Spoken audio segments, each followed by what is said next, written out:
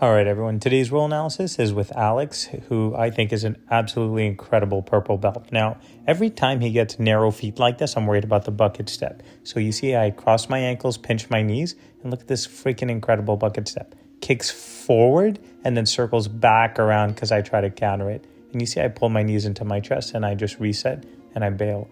I find with Alex, I just can't get too greedy because I'll get punished for that. Immediately, I don't like the idea of him floating around and having all that mobility. So I use my size advantage here and I force him into the single leg X position.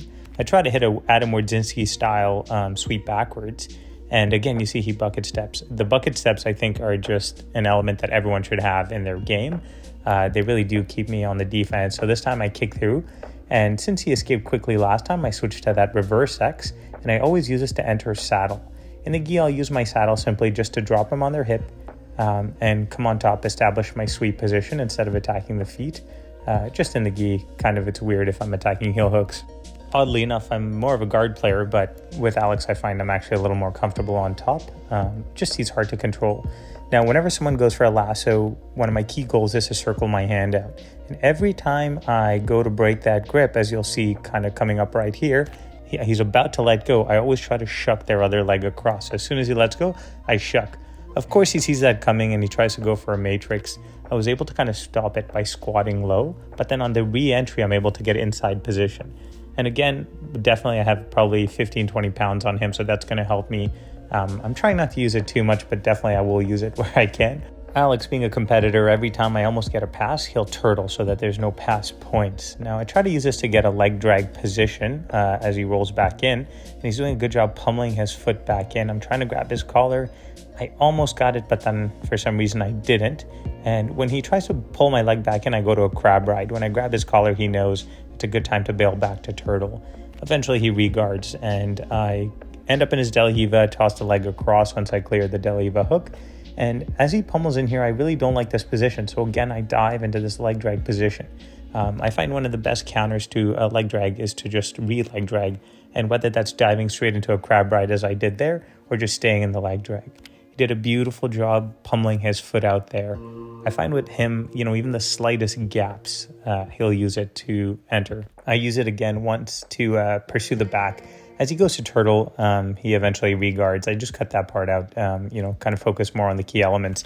Again, this is number 2. I pummel the hand out, I wait for the break, and I try to toss the leg across. I get a little bit closer, and now I'm starting to figure out, okay, he's kind of looking for a matrix position. Thankfully, I sprawl. I definitely do not want to be in a matrix.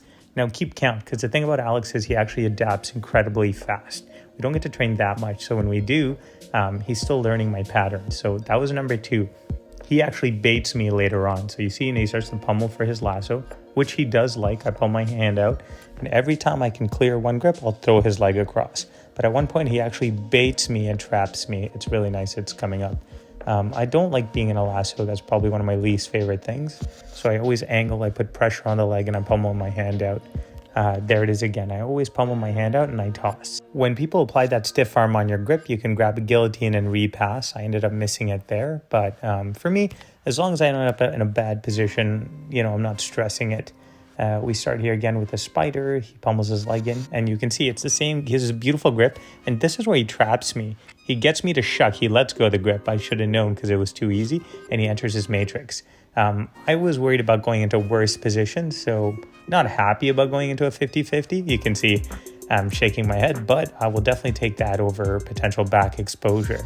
Now, check out this next part.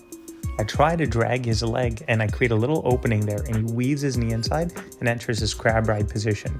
I think I made a mistake here coming up, possibly to dive back, but really that was possibly one of the worst responses possible. In hindsight, I acknowledge that, but in the moment, you don't really recognize that. Again, starting in this knee cut position, I was just teaching a class on long steps, so he kind of knows it's coming, but I have a massive leg advantage, especially for my weight. He's definitely getting a little more tired because this is God knows how many rounds in. It's clear that it's going to be hard to catch him, but here when he hides his arm inside my leg, I actually have an opportunity. I took a private with Tariq, the inventor of the Tariq Plata, and this has been a setup I've been using a lot. I think he knows at this point there was a mistake made, and I'm getting excited here because I've been pursuing a submission for a while. As he rolls, I'm pretty confident I'm going to get it. As I drop one knee and I step up on the other foot, there it is.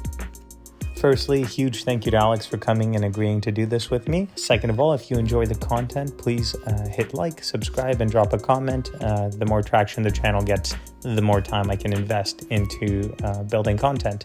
If you enjoy my style of rolling, particularly my half and quarter guard, check out my course on BJJ Fanatics. I will drop a link in the description below, and thanks for watching, guys.